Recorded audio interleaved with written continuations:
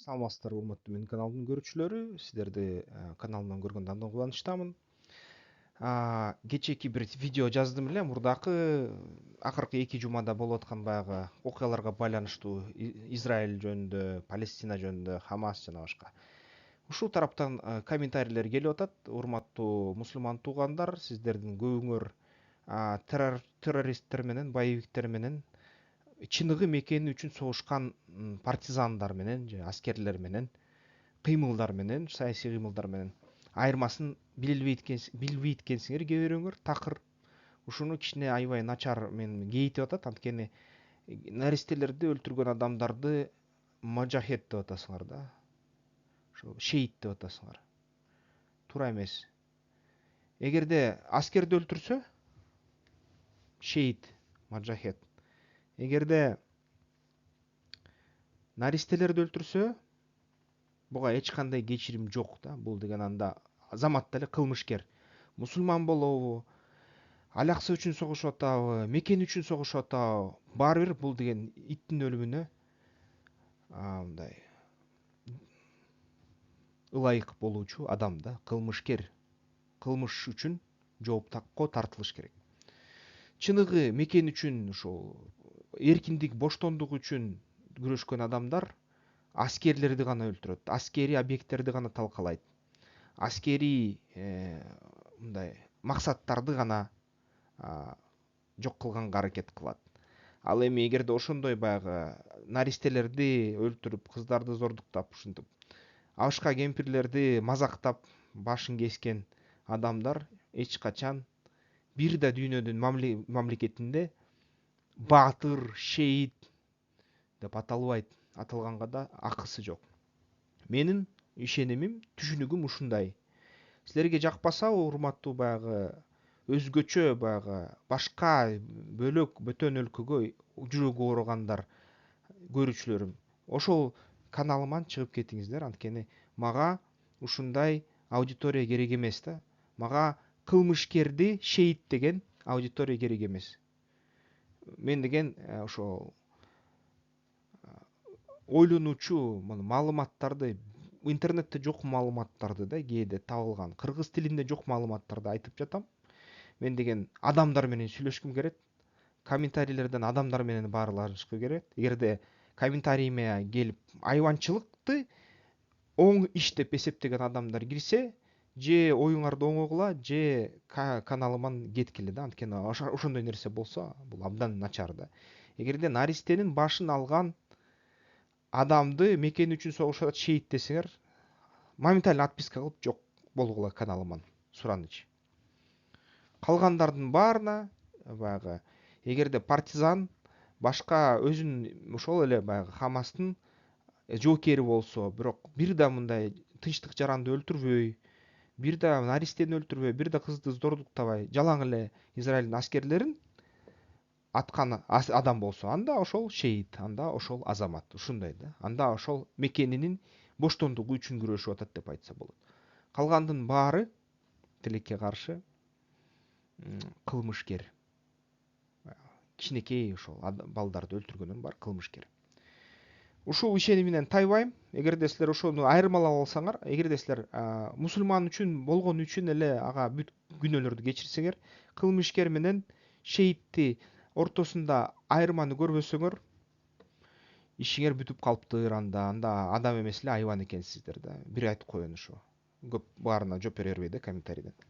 Анда эмесе бүгүн тема кичине так ошол адамдарга жакпачу тема. Бул деген жөөттөр башкарган Америка Кошмо Штаттары боюнча сөз кылабыз. Мага бир нече жолу, мен санасам бир 6-7 жолу комментарийлериме жазышыптыр да көрүүчүлөрүм.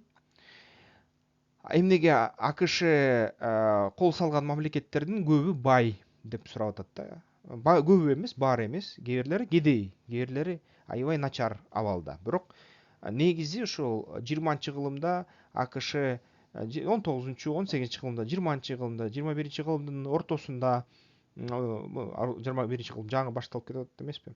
20-кылымдын башында мындай АКШ кээ бир өлкөлөргө келгенден кийин ал өлкөлөр гүлдөп кетти. Ошону бир карайлы. Азыр критика да болот да.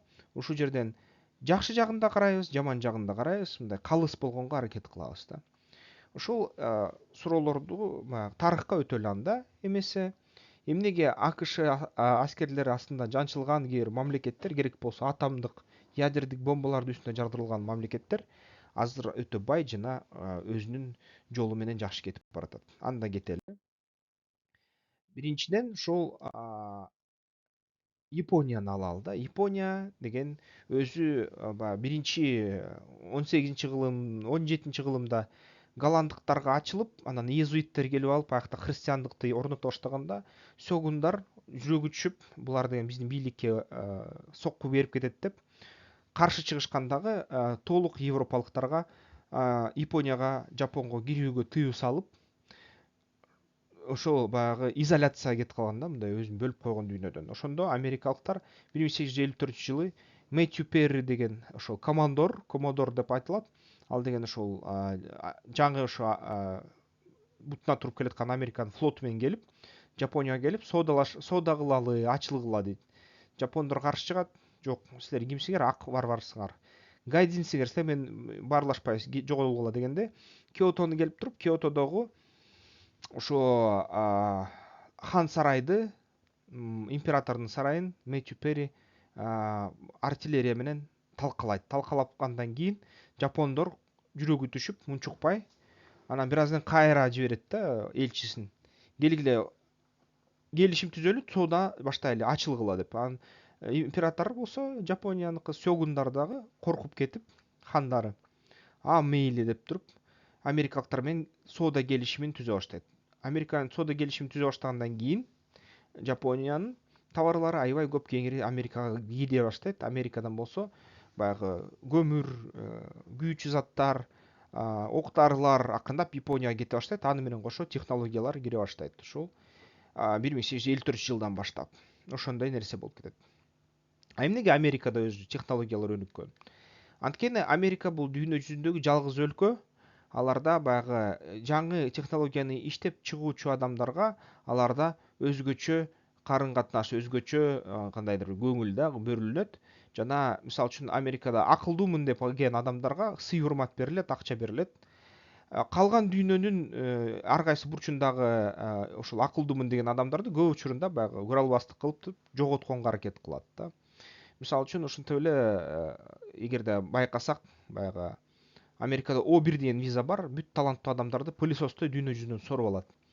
Мисалы үчүн ошо биздин эле баягы Кыргызстанда, биздин эле баягы мурунку Советтер Союзунда канча акылдуу адамдар качып кетишкен. Ошол эле вертолетторду ойлоп тапкан Сикорский качып кеткен да. Анткени акылдуу адам болсо, бир нерсе жасаса, колунан келсе көрө албастык башталат, баягы бүт тозулар, соккулар башталат, анан ушинтип качат да адам, өзүн издей баштайт дүйнө жүзү боюнча. Анан Америка ошол өлкөлөрдүн бири, ал деген ошол адамды өзүнө алып алат дагы, урматтайт, акчасын берет. Ошол адам анан технологияны ойлоп табат. Ошол технология анан ушул өлкөнү эң күчтүү кылып салат. Ошентип Жапонияга дагы Америкадан технологиялар келе баштаган.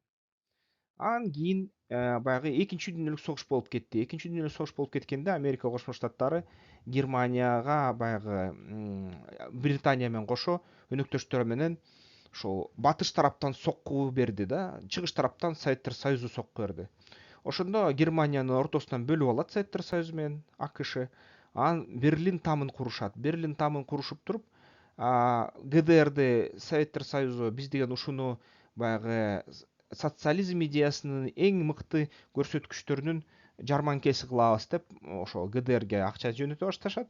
Америкалыктар болсо баягы бул согуштан кийин нацисттик Германияда, жеңилген нацисттик Германияда миңдеген аябай таланттуу инженерлер калды, аябай укмуш акылдуу адамдар калды. Бир нече жаңы нерселерди, технологияларды ойлоп табышты. Согуш үчүн болсо дагы баары бир алардан буйрук аткарып, колдору алтын бойдон калды. Анан ушуларга биз акча киргизебиз деп туруп, Маршалдын планы боюнча 10 миллиард доллар Германияга бөлүп берет. Ошол 10 миллиард доллар 1945-жылы бөлүнүп бергенден кийин Германия аябай катуу гүлдөй баштайт. Анткени Германияда бүт байлык бул деген имарат эмес, байлык бул алтын эмес, байлык бул акча деле эмес да, байлык деген бул мээ да. Анан ушундай мээси, алтын кол алтын адамдар фашист болсо деле көп болчу.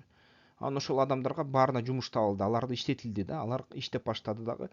Ошо талкаланган Германияны 2-3 жылдын ичинде тазалап, дагы 10 жылдын ичинде эбегебейсиз чоң эмгек кылып, чоң мындай өндүрүштөрдү орнотуп, бүгүнкү күнү Германия керек болсо ошол евро биримдик менен АКШ, мисалы үчүн АКШнын экономикасы 30-40 триллион доллардын тегереги болсо, азыр евро биримдиктин ВВПси, ички өнүм продукциясы дагы ошол эле 30 триллиондун тегереги. 30 триллион тегерегинен Германия менен Францияга 80-90% ички өнүм продуктунун үлүшү келип калат да. Ушул өлкөлөр ушундай болду. Аябай таланттуу адамдардын иштегенин натыйжасы болду. Америка Кошмо Штаттары ушул Германияны басып алганда биз буларды талкаладык, өрттөдүк, Firestorm кылдык, шаарларын бүт өрттөп салдык. Эми кайра ошол калыбына келтирели деп, экинчи фашизм биякта пайда болбосун деп, ушинтип 10 миллиард доллар бергенде бүгүнкү баасы менен эсептесе бул менен 100 миллиард долларга чейин жакын болуп калат да. Ошентип ал акчага аябай күчтүү өндүрүштү куруп беришкен болчу. Анан Жапонго ошол эле 46-жылы, 45-жылы, андан кийин 46-жылы Хиросима менен Нагасакини америкалыктар ядердик бомбаларды жардырды. Аркасы жардырар менен америкалыктар кайра ошол Жапонияга Маршалдын планынын экинчи бөлүгүн жөнөтө башташты. Аяка да ошондой көлөмдөгү инвестициялар кире баштады. Японияга мындай грант бербестен, Германияга 10 миллиард доллар грант берсе, Жапонияга булар түзмө-түз инвестицияларды киргизе баштады. Жапонияга өзүнүн армиясын алганга тыюу салышты. 70 жыл жапондор өзүнүн армиясыз жашап келишти жана бүт тапкан терген акчанын баарын экономикага киргизип жатышты. Америка Кошмо Штаттарынын ошол баягы экономисттердин жардамы менен, ишкерлердин жардамы менен Жапония аябай бутуна турду. Эң бай, эң технологиялык жактан өлкө болуп калды. Ушундай нерсе болду. Таиланд ошол Жапония менен согушуп атканда, баягы Жапония кол салганда биринчи Таиланд жапондордун өнөктөшү болгон. Анан Америка Кошмо Штаты жапондорду жеңип келатканда Таиланд ошол Жапониядан баш тартып туруп Америка Кошмо Штаттарына расмий өнөктөш болуп калды. Таиланд бул деген азиялык өлкөлөрдүн жалгыз өлкө да, баягы бир да европалык өлкөнүн астына жатпаган өлкө. Бир да европалык өлкө аны басып алган эмес эч качан. Ушундай өзгөчө бир хандык. Ал бүгүнкү чейин монархия да, аякта өзүнүн королу бар, император, король деп аталат, монарх бар, хан. Анан ошол хан үстөмдүк кылат. Анан Америка Кошмо Штаттары аскерий базаларды Таиландка жайгаштырышты.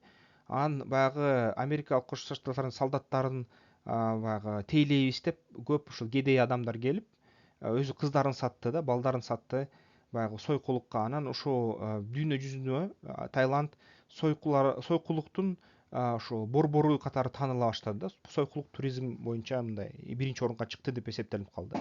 Бул деген баягы Голливуд жана башка ошо фильмдердин кесепеттеринен. Анан негизи Таиланд болсо бул чоң ката да, Таиландтын өзүнүн жеринде мисалы үчүн күрүч 6 жолу бышат бир жылда. Эгин 6 жолу бышат. Болбогондой бүт дүйнө жүзүндөгү фруктулар болсо баары Таиландта бышат да. Таиландка чыбык сайып койсоң жерине килейген токой болуп өсүп чыгат бир жылдын ичинде эле. Бирок баягы оорулар да бар өзүнчө, ысык анткени дайыма ысык. Балыктардын түрлөрү бар, аябай сулуу баягы аралдар, аябай мындай укмуш өлкө. Ошон үчүн алар өзүнүн өлкөсүн сүйүшөт. Бул деген баягы бейиш да, мындай айтканда жер жүзүндөгү анык бейиш. Ошон үчүн бул жерде ар кайсы ушул айыл чарбачылыкка арналган бизнестер аябай өнүгүп келатат. Америка Кошмо Штаттарынын бизнесмендери, Британиянын бизнесмендери, Францияныкы келип туруп ушул Таиландка аябай көп инвестиция салышат. Анткени америкалык аскерий база бар деп, бизге эч ким кол салбайт деп, алар келип туруп ушул 45 жылдан кийин аябай акчаларды салышат дагы, иштешет. Бүгүнкү күнү ушул Таиланд аябай жакшы өнүгүп келатат да, өнүгүү деңгээли жакшы болуп келатат. Анан акыркы жылдары Таиланд биз деген ошол сойкулук туризмдин борбору болбойбуз деп, ушул минишке каршы согушабыз деп, туризмде мындай үй бүлөлүк туризмди аябай катуу өнүктүрүп баратат. Анан наркомафия өсүп кетти эле, наркомафияны аябай мыкаачылык менен жоюшту булар. Бүт баягы наркотик саткандарды кырышты. король өзү мындай буйрук берди, баарын кыргыла деп, эме жоопкерчиликтен коркпогула деп. Анан ушул наркотиктен, баңгизаттан өлгөн балдардын ата энелери жөн эле баягы баңгизаттар сатуучулардын баарын өлтүрүп чыгышты Таиландда. Анан ООН келип туруп, ай силер эмне кылганыңар, бул адамдык укуктарды бузуп атасыңар десе, бул биз эмеспиз, кечиргиле, бул деген таптаза бизде баягы токойдо мындай жин шайтандар бар, ошол жин шайтандар мунун баарын кылып атат, биз деген аларга күчүбүз жетпейт деп коюп король айтып койду да. Таиланд менен эчтеке эч ким кыла алган жок, анткени расмий түрдө Америка Кошмо Штаттары колдоп койду, ал болсо наркомафияны толук жойду Таиландда. Анан ушинтип азыр аябай жакшы өнүгүп келатат. Израиль болсо, Израиль түзүлгөндөн кийин Америка Кошмо Штаттары мисалы үчүн кетирген акчаны карасак, мурунку жылдары кетиргенде эң көп, мисалы үчүн экономикалык өнүгүүгө Афганистанга кетирген болчу. Ушул 4,7 миллиард доллар мисалы үчүн. Эмеге болсо коопсуздукка мындай көбүрөөк да кетирген. Коопсуздукка, экономикалык өнүгүүгө мындай бир топ акчасын кетиришкен. Анан эң чоң Израиль алат да, жыл сайын 3 миллиард доллардан алып турчу согушка чейин. Согуштан кийин ошол 6 миллиард долларга чейин ала башташты азыр.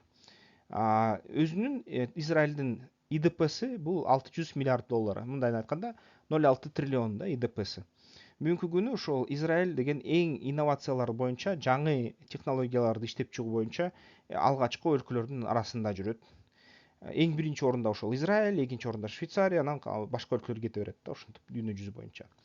Анан баягы Америка Кошмо Штаттарынын эң жогорку баягы финансылык жана саясий топторун, маданий топторунда үстөмдүктү жөөттөр кылат, алардын еврейлер кылат. Ошондуктан алар Израилди колдошот дайыма. Анткени негизи бүгүнкү күнү ошо Америка Кошмо Штаттары аябай диний өлкө, 80-90% өзүн аябай динчи дешет. Алар христиандар, христиан протестанттар, баягы үчүнчү христиандыктын мындай ишеними да. Анан алар болсо Израилди мындай коргоону баягы христиандык Иерусалим, христиандыкта айтылат да, Жарышалайым, Иерусалим ушул христиандардын эң негизги күчүнүн булагы деп айтылат. Анан ошол үчүн христиандыктар биз деген өзүбүздүн баягы христиандыктын жалпы дүйнө жүзү боюнча борборун сактап атабыз деп алар ушул Израилге жардам берип атышат. Ушул менен эң негизги себеп эмнеге Америка Кошмо Штаттары ушул жактап атат Израилди, анткени эң күчтүү топтор Америка Кошмо Штаттарында бул жөөттөр да, еврейлер. Ошондуктан яхудтар. Ошондуктан булар Израилге толук баягы күйүшөт, толук ага карашат да. Албетте жыл сайын Америка Кошмо Штаттары ушул 3 миллиардтан доллардан 6 миллиардтан берип турат Израилге. Ошондой. Керек болсо бүт мусулман өлкөлөрү ушул Израилге кол салабыз десе, Иран кол салабыз десе, анда Америка Кошмо Штаттары армиясын киргизип, азыр бүгүнкү күнү жакындатып, Кызыл деңизге авианосецтерди киргизип, негизи ошол учак ташуучу кемелерди киргизип коргоп беребиз деп атышат да. Израилдин ошол Америка Кошмо Штаттары колдоосу менен гүлдөп келет. Кувейт мисалы үчүн, Кувейтти алсак, бул дагы Америка Кошмо Штаттарынын аябай чоң өнөктөшү. Нефть заманы аябай өсүп баратканда бүгүнкү күнү дүйнө жүзү боюнча 1 миллиард автоунаа бар. 1 миллиард автоунаа жана ошол бир 200-300 миллиондой атайын техника дүйнө жүзү боюнча бар да бүгүнкү күнү. Алардын баары нефть менен иштейт. Электромобилдер азыр жаңы чыгып атат. Дүйнө жүзү боюнча 1%га чейин жетпей калып атат да азыр электромобилдердин саны. Эми 4%га чейин жетет дейт, ушул жылдын аягына дүйнөлүк статистика боюнча күтөбүз. Дүйнөлүк статистиканы карап атабыз. Анан ошол заманда Америка Кошмо Штаттары баягы өзүнүн базарларын коргош үчүн дүйнө жүзү боюнча нефть чыккан өлкөлөргө барып алар менен соода алакасын түзө баштады. Анан эң биринчи өнөктөштөрү ушул араб өлкөлөрү болгон да. Алар ичинен Кувейт бар. Кувейттин ИДПси бүгүн киши башына 29 миң доллар да. Бир киши жылда 29 миң доллар табат деген сөз да, орточо алганда. Булардын экономикасы аябай мындай ошол нефтке байланыштуу, 69% нефть газга карайт. Анан ошол Кувейт негизи ОПЕКке мүчөлүккө кирет. Кувейт акшнын аябай чоң өнөктөшү, акш менен мындай жакшы келишимдер түзгөн. Негизи Enron деген, Shell деген компаниялар менен нефти сатуучу. Жана ошол Кувейт, Саддам Хусейн Кувейтке кол салганда, биринчи баягы Америка менен болуп кеткен согушта ошо чөлдөгү борон деген операция ушул Кувейт үчүн болгон да. Кувейт Америка Кошмо Штаттарынын расмий өнөктөшү болуп аткан кезде Саддам Хусейн ушул Кувейтке кирип алтындарын тоноп, месторожденияларын басып алып, нефттерди ушу басып алган болчу. Америка Кошмо Штаттары ошондо Кувейтке баягы жардамга келип, Ирак менен согушуп, Ирак армиясын ыргытып салган болчу, өрттөп салган болчу. Ирактар качып баратып, Кувейттеги ошо баягы нефть скважиналарын Иран жана Кувейтте өрттөп салышкан болчу. Аны өрттөгөндө ошол аябай экологиялык катастрофага алып келген болчу да. Ушул Кувейт бүгүн аябай өнүгүп келатат. Аны эми-кечекте Америка Кошмо Штаттары коргоп жатат.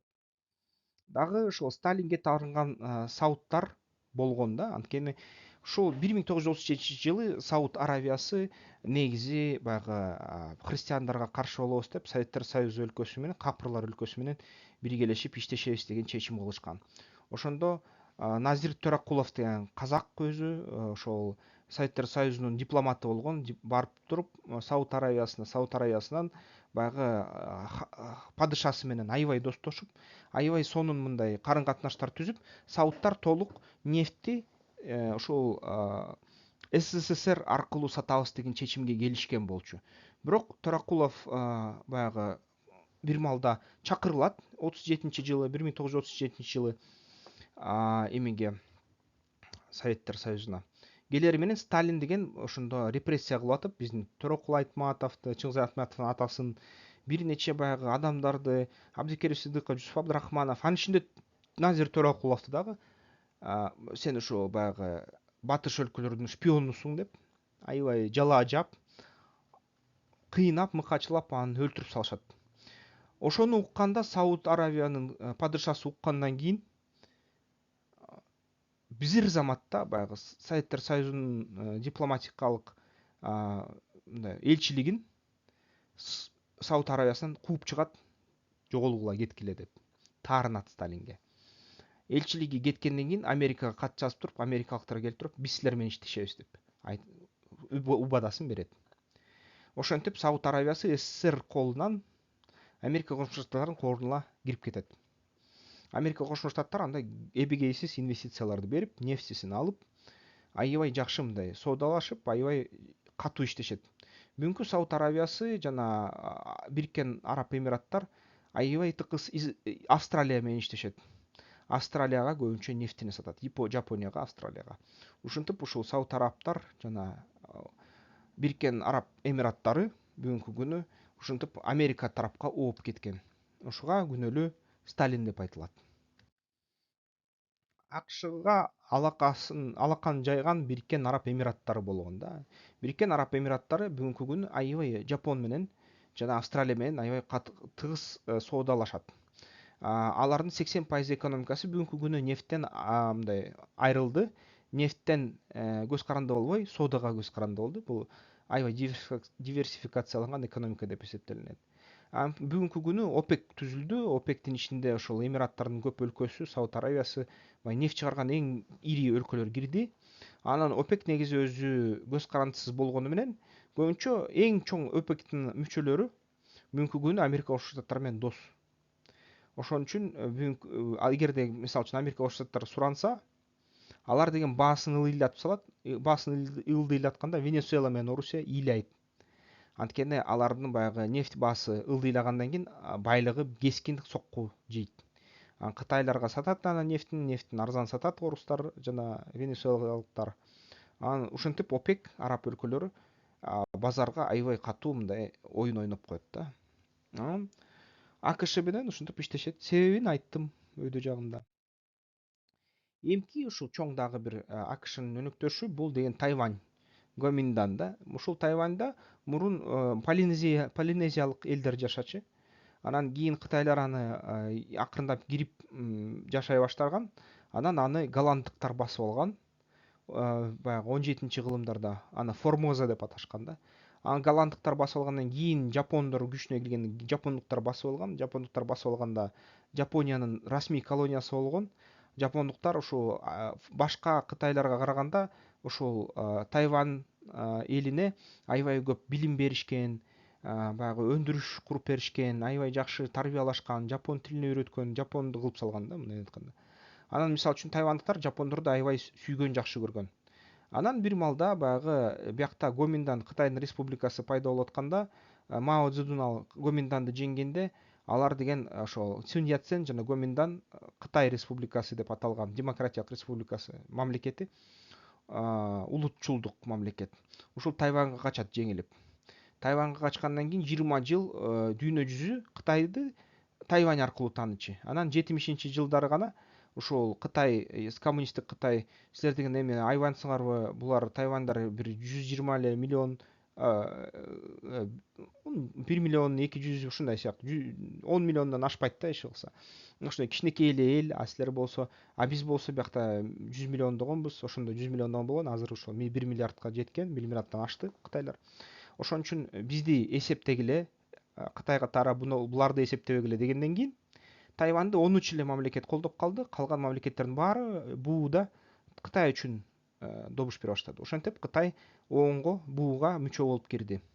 Тайвань болсо буудан мүчөлүктөн чыгарылды дагы, бирок бууга эсептелет. 13 өлкө дүйнө жүзү боюнча Тайваньды мамлекет катары тааныйт. Бүгүнкү күнү Тайвандын эле ушул кичинекей эле аралдын ички дүң продуктусу 1,4 триллион доллар да, триллион доллар. Бул эле Тайвандын эле экономикасы могул бүткүл Орусиянын экономикасына барабар. Орусиянын экономикасы 1,1 триллион доллар, Тайвандын экономикасы 1,6 триллион доллар. Барабар деп туура эмес айтып турум, ашат. Бир киши башына 69 миллион доллар келет да Тайванда.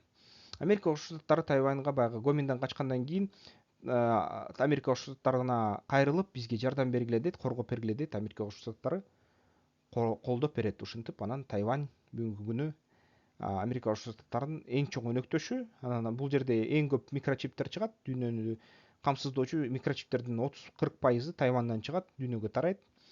Жана Тайваньды Кытайлар кайтарабыз деп атышат. Америкалыклар эмгичекте аларды коргоп жатышат. Эмки өлкө бул деген Түштүк жана Түндүк Кореяда, мисалы үчүн карасак, согуш болуп кеткен, билесиздер. Бүгүнкү күнү Түштүк Кореянын экономикасы Орусиядан дагы чоң, 1,8 триллион доллар. Түштүк Корея ошол толук АКШ менен өнөктөш, ушул бөлүнүп жатканда 38 параллель менен. Түндүк Корея Советтер Союзу бар кезде ошол Советтер Союзунун жардамы менен түзүлгөн болчу. Баягы азыркы Кореянын атасы, чоң атасы Советтер Союзунун Кызыл армиянын офицери болгон. Ошол Ким Ир Сен деген.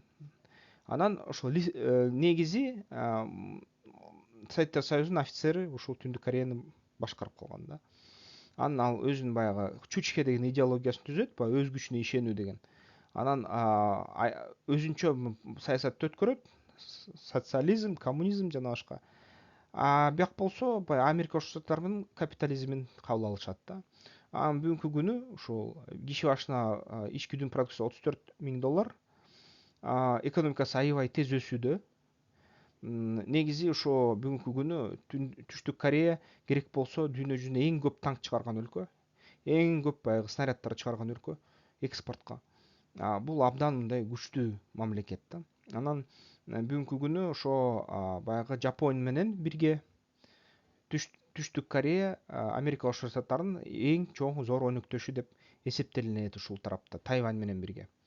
Анан бүгүнкү күнү эмнеге өнүктү? Пак Чон Хи, Пак Кын Хе дегендер ошол. Пак Чон Хилер диктатор болуп, экономиканы өнүктүрүп, Кореяныкын аябай баягы элин иштетип, капитализм принциптерине иштетип, баягы элдин көбү баягы америкалык протестантизм, христиандыкка өтүп, америкалык протестантизм, христиандык эмнени үйрөтөт? Бул мынтет да, силер деген өлгөндөн кийин бейишке барбайсыңар дейт. Өлгөндөн кийин бул башка сөз дейт да. Кудай силерге эгерде сүйсө дейт, бул жашоодо бейишке барасыңар дейт да. Бул жашоодо бейиш болот жашаңар. Бул кальвинизм да, кальвинизмдин үйрөткөнү. Эгерде сени Кудай сүрсө, сен бай болосуң дейт да. А качан сен бай болосуң? Качан сен талыкпай эмгектенсең деп. Ушул философия менен Америка Кошмо Штаттары бутуна турду. Ушул философия менен мынакей Түштүк Корея деле бутуна турду. Бүгүн Америка Кошмо Штаттарынын аябай күчтүү өнөктөшү. Эмки өлкө бул Вьетнам. Вьетнамды баягы кайра эле Советтер Союзу менен АКШ экиге бөлүп алганда, Түштүк Вьетнам, Түндүк Вьетнам деп Кореяга окшотуп, түндүк вьетнамдыктар ушул түштүк Вьетнамды бириктиребиз, бир Вьетнам кылабыз деп кол салган болчу. Так ошондой эле, мисалы үчүн Түндүк Корея, Түштүк Корея так ошондон согуш жаңжал чыккан да. Түндүк Кореяда дагы түндүк кореялыктар биз бүт Кореяны бириктиребиз. Бул жерде баягы экинчи дүйнөлүк бүткөндөн кийин, согуш бүткөндөн кийин америкалыктар ошо Вьетнамдын түштүк жагында, Кореянын түштүк жагына калып калышкан болчу. Кытайлыктар жана коммунисттер, Советтер Союзу, СССРдиктер, алар түндүк жактарында калып калган болчу. Анан баягы кетип атканда бир түштүк жактагы элдери биз өзүбүзчө мамлекет түзөбүз, биз деген түштүк болобуз деп жарыялашкан болчу. Бизге америкалыктар жакты деп. Түндүктөгүлөр так ошондой эле СССРдиктер менен, кытайлыктар менен айтышты да. Анан алар мейли ошондой болсун, мейли өлкөлөр бөлүнсүн деп чечим кылып туруп, өлкөлөрдү бөлүп салышат ошол Советтер Союзу менен АКШ. Анан түндүк тараптары Вьетнамдыкы да, Кореяныкы дагы түштүк тарапты бириктиребиз, биз бир элбиз, бир өлкөбүз деп согуш ачышат да. Ошондон анан ушул согуштар бир четинен Советтер Союзу кол салып атат, бир четинен Америка Кошмо Штаттары кол салат. Ушинтип эки чоң державанын согушу болуп кетет да ушул жерде. Вьетнамда так ошондой болгон. Вьетнамдыктар Хошимин баш болуп жеңген ушул согуштан, анан толугу менен түштүк Вьетнамды дагы басып алышкан. Америкалыктар Вьетнамдан жеңилишкен. Бирок ошондой болгондо, Вьетнам толук коммунизм болгондо, Вьетнамдын бир нече элин өлтүрүп, ушул баягы америкалыктар бир нече джунглилерин агент Оранж менен уулантып, бир нече партизандарды атып, ушундай катуу аябай күч колдонуп америкалыктар. Бирок Хошиминдин баягы желдеттерин жеңе алышкан жок. Буларга француздар да утулган, америкалыктар да утулган. Советтер Союзу, Кытай кеңири жардам берген.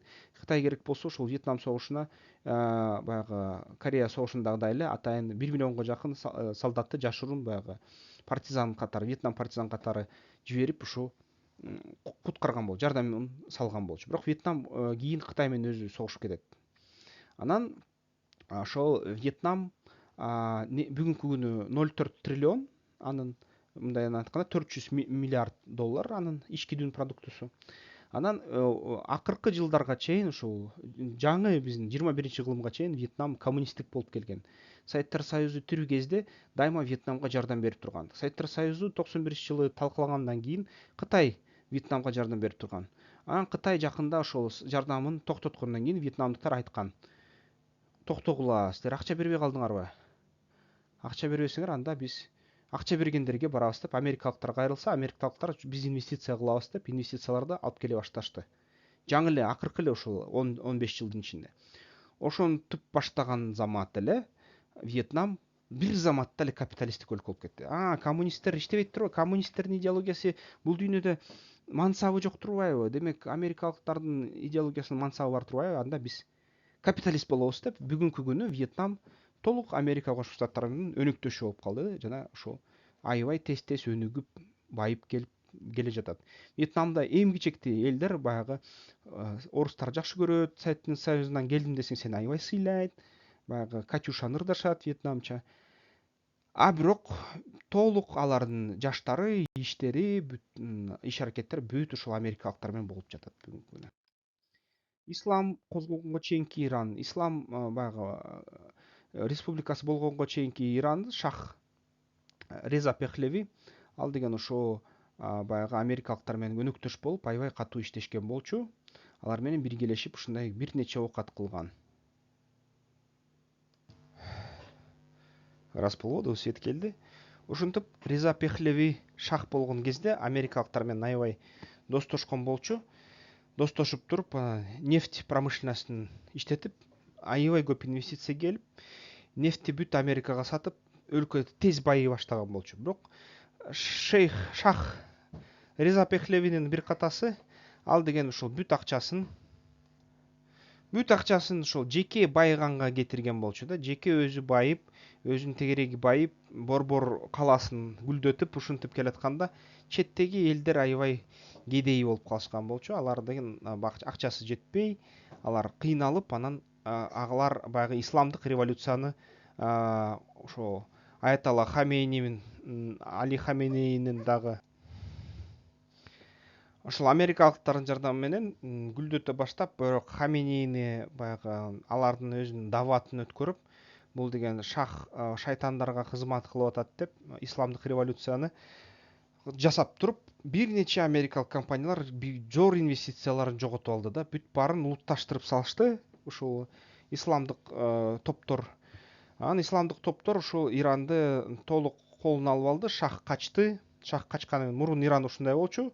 Бүгүн баары паранжа кийгенге аргасыз болуп калышты. Ушинтип баягы америкалык конституцияны бузгандан кийин америкалыктар Иранга аябай жини келди да. Бирок ушул КСИР, ислам революцияны жасаган кыймылдар бүгүнкү күнү мурун ошол СССРдин жардамын алса, бүгүнкү күнү ошол Орусиянын жардамы менен аларга расмий эмес өнөктөш болуп жатат да бүгүнкү күнү. Ошон үчүн Кытайга да расмий эмес өнөктөш болуп жатат. Ошон үчүн америкалыктар Иранга эчтеке кыла албай жатат, бирок Иранга өч алышка аракет кылып, Ирандын тегерегин бүт америкалык базалар менен тегеректеди бүгүнкү күнү Америка Кошмо Штаттары.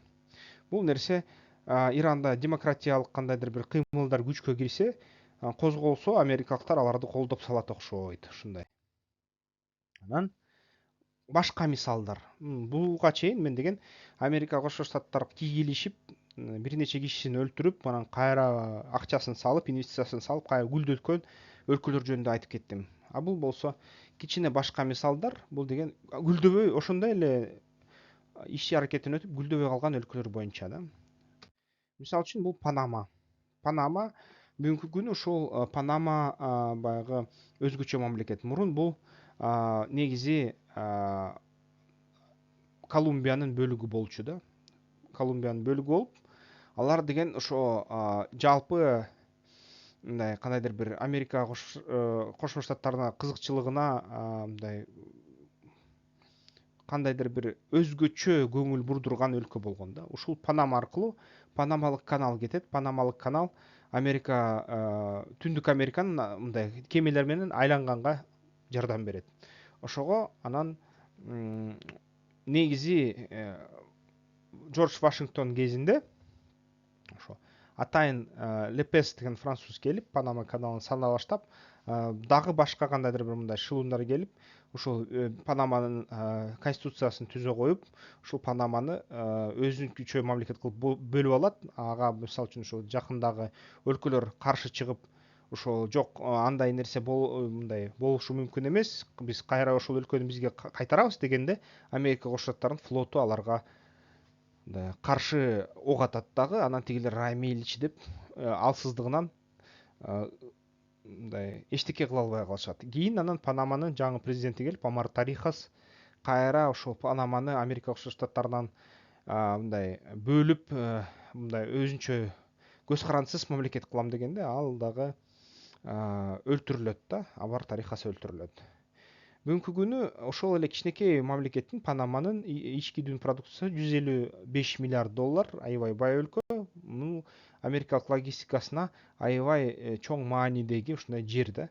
Ушул жердеги өлкө, эгерде баягы Панама каналы болбосо, Америка Кошмо Штаттарынын экономикасы анчалык жакшы өнүкмөк эмес. Ошондой ситуация. Башка дагы ушундай бир мисал, бул Куба. Кубада мисалы үчүн алар революция болуп кетип, Кубанын ичинде Жан Батист деген диктатор ошол Америка Кошмо Штаттарына баш ийсе, алар менен иштесе, анан баягы ошо сырттан башка Түштүк Америкадан келген ошо Эрнесто Че Гевара жана ушул Фидель Кастро революцияны жасап салышат, Советтер Союзунун колдоосу менен, жана Кубаны басып алышат, Кубага үстөмдүк кылышат. Эмгичекти Кастронун үй бүлөсү Кубаны башкарып жүрөт. Анан Кубага ошо баягы бийликти алмаштырабыз деп америкалыктар 1961-жылы ушундай кубинец эмигранттардан түзүлгөн армияны түзүп, үйрөтүп, курал берип, акча берип жиберишет. бирок алар жеңилип калышат. Жеңилип калып, анан бүт ушул операция аябай уят кылат да Америка Кошмо Штаттарын. Анан негизи Куба аябай кедей өлкө. Бул жерден эчтеке болбой калды, жыйынтык чыкпай калды. Бирок бул жыйынтык чыкпаганын негизги себеби бул биринчиден коммунизм, социализм, экинчи себеби бул СССР, азыр бүгүнкү күнү Орусия жана Кытай. Анткени алар ушундай кичине мындай коммунистти сактап, жардам берип, кичине коммунизм бул эч качан өлкөнү гүлдөткөнгө жардам бербеген нерсе да, баарын кедей кылуучу нерсе. Ошон үчүн бияктан коммунизм иштебей калат, баары кедей, баары бактылуу, бирок өтө кедей. Анан негизи бактылуу, анткени бул дүйнөнүн бейиши да, аябай жакшы жер, климаты, өсүмдүгү жана башкасы. Жана бүгүнкү күнү Кубада дагы кайра Америка Кошмо Штаттарына ээрип, акырындап инвестицияны кабыл ала башташыптыр. Колумбия Эскобарда, мисалы үчүн, Колумбия менен Америка Кошмо Штаттары түзмө түз ошо сокку кылат. Анткени Колумбия аябай катуу көлөмдө, чоң көлөмдөгү ошол кокаин сатат да, сатышат, баңгизатты Америкага сатышат. Америкага сатышып, аябай Американын жинине тийип коюшат дагы. Жана ошо баягы америкалык топтор кандайдыр бир ошо дүйнөлүк критикалар боюнча өзүлөрү ошо наркомафияны колдоно баштайт дагы, өзүлөрү дагы ошо баңгизаттарды сатканга аракет кылат. Анан Эскобарды токтотуш үчүн алар Дельта Форсту жиберип, ошол аны өлтүрүшөт да акырында. Мексика баңгизаттын жолдору, мисалы үчүн, бүгүнкү күнү ошол Мексика аркылуу Америка Кошмо Штаттарына тынбаган элдер өтүп баратат да. Ошол элдердин арасында кыргыздар да жүрөт, ар кандай жүрөт. Мексика ошол бир кездерде Америка Кошмо Штаттарынын жарымына чейин басып алган болчу. Баягы 17-кылымдарда, 18-кылымдарда. Ошондо Америка Кошмо Штаттары кайра жеңип Мексикалык Наполеондо, кайра ошол Мексикадан Калифорнияны, Техасты басып алган болчу, Нью-Мексиканы басып алган болчу. Ошо бүт азыр бүгүнкү күнү Америка Кошмо Штаттарына өтүп калды. Анан ушинтип Америка гүлдөгөн сайын Мексика аркылуу мигранттар кечке ушинтип заборлорду штурмовать этет, өткөнгө аракет кылат да. Анан негедир ушул Мексиканын эли аябай чоң болсо дагы мындай байыбай жатат Американын жанында болуп алып. Анткени Америка Кошмо Штаттары мындай катуу сепарация, сегрегация кылат да, өткөрбөйт, инвестициялар түз жибербейт. Ошондой кичине мындай эки өлкөнүн ортосунда карым катыш анча жакшы эмес. Иран бардык чыр башы карамай болду да. Мисалы үчүн Иран дагы мындай ислам революция болгондон кийин, Аятолла Хамейни келгенден кийин баягы Америка Кошмо Штаттар Ирак менен Иранды уруштуруп коюшат да, баягы нефть үчүн. Иракта нефть аз, ошон үчүн Ирандан алганга аракет кылат. Бул согуш аябай узак өтөт, аябай кан төгүлөт, аябай көп адам өлөт. Ирандыктар 10 жылга чейин созулуп кетет ушул согуш. Анан ирандыктар буга аябай нааразы да, Америка Кошмо Штаттарына. Бирок мансап чыккан жок. Ирандыктар утулуп келатып, кайра утушту, кайра Саддам Хусейнди ордуна салышты дагы, Иракты жеңип коюшту да. Саддам Хусейн ошондо Америкадан акча ала албай калып, кайра жини келип, кайра ошол Кувейтке кол салып, кайра Американын өнөктөштөрүнө кол сала баштайт да. Саддам Хусейн болсо Ирак эң негизи куралды жана акчаны эң башынан ошол Советтер Союзунан алып турган болчу. Иракта анан баягы биринчи операция чөлдөгү бороон деп туруп, анан экинчи операцияны өткөрүп, баягы экинчи операцияда ошол Америка Кошмо Штаттары жеңип Иракты, Саддам Хусейн армиясын чачыратып, өзүнүн баягы Саддам Хусейндин баягы аскерлери өзүнө кол салып, кайра аны асып салышат да. Ошентип асып салгандан кийин анан ошол эле мурунку Ирак армиянын генералдары Даиш же болбосо ИСИС же болбосо баягы Ислам мамлекети деген уюмду түзүшөт дагы. Анан ошол уюм, билесиңер, Сирияда согушуп жүрөт, Афганистанда жүрөт, эми талиптер менен согушуп, өзүнүн жанакы мурунку халифатты түзөбүз деп, радикалдуу аябай кыймыл менен ушуну аракетте да. Анан ушул Американын чоң мындай иши мындай ийгиликтүү болбогону ушул Иракта. Иракка канча акча бербесе дагы, кийин канча аракет кылбаса дагы, талкалаганы талкалады, кайра кура алган жок. Анткени ушул жерде дагы ирандыктардын ошо кызыкчылыгы айланып кетти, жана Орусиянын кызыкчылыгы айланып кетти. Ар кандай күч топтордун, мисалы үчүн ушул Американын өнүктөшү болгон Сауд Арабтар бир колу менен америкалыктарга нефть сатат, экинчи колу менен террорчу топторго акча берет да. Анткени саудтар айтат, бүт дүйнө, ислам дүйнөсү суннит болуш керек деп.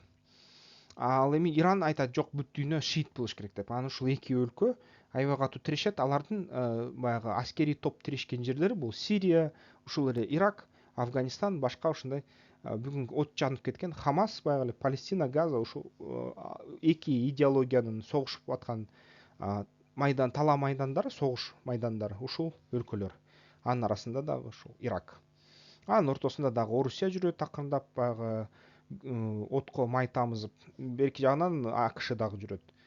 Эмне кылып ийдим деп коюп, анан алы келбей да, ошол ситуацияны тынчтандырганга алы келбей, талкалаганга жеңил экен, кайра жыйнап бергенге татаал экен. Анткени мисалы үчүн Германияны талкаласаң, акырында акылдуу адамдар калды да. Аравияны талкаласаң, Аравияда мындай инженерлер, акылдуу адамдар аз экен да. Көбүнчө баягы ислами радикалдар экен да, мындай кичине баягы, мисалы үчүн көп учурунда айтат да, медицинанын башаты мусулмандар болгон, Абу Али ибн Сина болгон деп айтышат да, Ферганада. А бирок ошол эле Абу Али ибн Синаны молдолор китептерин өрттөшкөн, медресесин өрттөп салышкан, өзүн дагы өлтүрүп тынышкан да, кыйнап атып. Бирок медицинанын башаты ушул Абу Али ибн Сина. Анткени анын китептери батышка кеткен, батыштан анын китептерин менен үйрөнүп, элдер жаңы медицинаны курушат. Так ошондой эле Аль-Бируни айтат, математиканы жасаган деп. Математиканы жасаганы менен Аль-Бирунинин да тагдыры татаал болгон да. Ошол эле Ибн Халдун, баягы алгебранын баягы башатын түзгөн Ибн Халдундун да тагдыры начар болгон. Анткени аны кайра ошол молдокелер, жаман молдолор көз кара мындай көрбастык кылып жок кылышкан да. Так ошондой эле мисалы үчүн ошол эле Улукбек мырза, Темирландын небереси, ушул обсерватория куруп, баягы асманга жылдыздарды канча математикалык расчетторду кылып астрономия куруу, мындай өнүктүрүүгө чоң салым кошсо дагы, анын өзүнүн эле баягы аябай катуу исламчыл, радикалдуу исламчыл баласы, өзүнүн эле баласы. Анан ошол медресенин тамына бекитип коет, анан ачкадан Мырза Улукбек өлөт. Ушинтип анан ислам өлкөлөрүндө мындай кичине акылдуу адамдар калбай калып атат да. Акылдуу адамдарды көрө албастык менен баягы диний башкы мындай туура эмес динди түшүнөбү же эмне билбейм. Анткени хадистерде айтылат эмеспи, баягы илимди изилдеген адамдар Аллахка жакыныраак деп айтылса дагы, негизи ушул ислам өлкөлөрүндө илимге жакын адамдарды кууп салышат да. Ошон үчүн ушундай Иракты дагы Германияны талкалап туруп акча берсең, Германия эң күчтүү мамлекет болуп бутуна турду. Иракты талкалап туруп акча берсең, мансап чыкпай жатат. Анан ушул Афганистандан бүгүнкү билесиңер, утулду Америка Кошмо Штаттары. Афганистанга киргени менен баягы талиптер менен согушуп жүрүп, пакистандык талиптерге туруштук бере албай калды. Анан баягы Хамид Карзай аябай катуу коррупция кылып, 80 миллиард доллар берсе дагы ал акча эч бир мындай мансабы чыккан жок. Анан качышты да, Америка Кошмо Штаттар чыгышты Афганистандан. Анан негизи бүгүнкү ошол Американын критиктери айтат, бул деген көп учурунда бул иштин баары бул баңгизатты көзөмөлдөө иш аракеттери болгон деп. Анткени мынакей, бул жерде баңгизаттардын жүрүшү. Могул өлкөлөрдө кокаиндер чыгат, амфетаминдер чыгат, анан ушинтип Америка Кошмо Штаттарына кетет, Орусияга кетет, Европага кетет. Бул өлкөлөрдө болсо мурун героин чыкчы, азыр кайра эле амфетамин жасап калышты. Анан амфетаминдер, синтетикалык туздар келип Орусияга, Казакстан, Кыргызстан аркылуу кетип, Европага, Иран аркылуу кетип, ушинтип анан Кытайга, ушул негизи Афганистандан түзмө түз Пакистан аркылуу кетип, ушуну тарап жатышат да. Анан ушул бизнесте миллиарддаган долларлар, ушул бизнести башкарыш үчүн ушул негизи Америка Кошмо Штаттар Афганистанды кармап турган дейт ушунча жыл.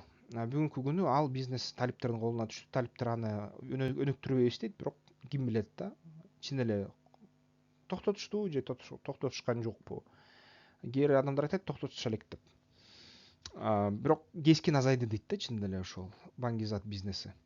Анан ошол Афганистанга бул жерде дагы элдин потенциалы жогорку болгон жок. Элдин арасында окумуштуулар, баягы адистер аз болду да, канча акча берсе дагы мансап чыкпай койду. Анан бүгүнкү күнү мисалы үчүн USAID $700 миллион Кош Тепа деген баягы суу сактагычка, каналга, Амударыянын суусун бурган каналга, суу сактагычка акчасын жөнөттү. Талиптер ошол суу сактагычты курду. Ушун менен Иранды суудан, Амударыянын суусунан бөлдү. Ирандык жарымында кургакчылык башталды да азыркы кезде. Демек америкалыктар кандайдыр бир деңгээлде ушул толугу менен Афганистанга дагы эле үстөмдүгү бар окшойт. Афганистан жаңы өкмөтү бүгүнкү күнү бирок кредиттерди Кытайдан алып атат. Кытайга аябай көз каранды болуп атат деп айтышат. Анан азыр баңгизаттын ордуна мисалы үчүн ошол эле Колумбияда авокадо биринчи орунга чыгып атат дейт. Авокадон баягы наркотикти жеп бүтүп америкалыктар же башка европалыктар алар эми жакшы мындай сергек жашоого көңүл бурушту. Сергек жашоо үчүн авокадо жешет экен да, аябай мода кылып салышты ушул авокадону. Анан мисалы үчүн Колумбияда дейт акыркы жылы ошол 23-жылдын башына келген жаңылыктар боюнча наркотиктен баңгизаттан да аябай көп сатылчу, көлүмдө сатылчу нерсе бул авокадо болуп калды. Муну азыр мафиялар, наркокартелдер наркотикти таштап, кокаин таштап ушул авокадо бизнесине көзөмөл кыла башташыптыр да. Ушундай кызыктуу жаңылыктар. Анан эгерде мурун ушул араб өлкөлөрүнүн баарын талкалап кирсе Америка Кошмо Штаттары бензин үчүн ошол Илон Маск келип туруп Тесланы жасады эле, анан дүйнө жүзү боюнча азыр мындай болуп калды да. Бүгүнкү күнгө өткөн жылдын статистикасы боюнча ошо бензин менен жүргөн машинелердин саны дүйнө жүзү боюнча 1 миллиарддан ашык машина бар. Бензин менен жүргөн машиналардын саны 41% болуп калды. Дизель менен жүргөн машиналардын саны 20%. Гибридтердин саны 19% болуп калды. Башка баягы альтернативдик топливо менен жүргөн машиналардын саны 8,4% болуп калды. Таза электромобиль жана водород менен жүргөн машиналардын саны 0,5, 2,1, 7,5% болуп калды да. Мындайын айтканда, баарын кошсо 10%. Бүгүнкү дүйнө боюнча 10% ушул экологиялык транспорт ээлеп баштады да. Электромобилдердин пайызы 7% болуп калды 22-жылы. Бул эмнени билдирет? Бул деген бүт жанакы бензинге көз каранды араб өлкөлөрү, ОПЕК, баягы Венесуэла, Орусия, бүт баягы Норвегия, бүт бензинден көз каранды өлкөлөр сокку жеп жатат. Бензин Америкага керек эмес болуп калды да. Эми Америкага литий керек, эми Америкага молибден керек, эми Америкага ушул жанакы эле өзүндө толтура болгон баягы тантал керек, өзүндө толтура болгон баягы графит керек да ошол. Анан негизи графиттен ушул жаңы батареяларды, жаңы моторлорду чыгарып атышат. Технологиялык өзгөрүү болду, нефть эми Америкага кереги жок. Эми баягы араб өлкөлөр өзүнө өзү калтырылат. Ошондой заман келатат азыр. Америка Кошмо Штаттары араб өлкөлөрдөн кеткени жатат да. Анан кыргызга пайдасы зыяны эмне ушул? Тарыхты эмнеге мен айтып баратам? Биринчиден ушундай суроо болду да, эмне үчүн тиги өлкөлөр байды деп. Эң негизги себеби анткени алар деген Америка Кошмо Штаттарынын системасын пайдаланганы каалашты. Алар деген ушуну пайдаланышты да негизи. Алар капитализмге өтүштү. Кыргызстанга кандай пайдасы? АКШ менен өнөктөшсөк, биринчи пайда биз деген кыргыз эли бул байыркы демократиянын атасы. Америкада да демократия да. Биздин өзүбүздүн демократиябыз бекем.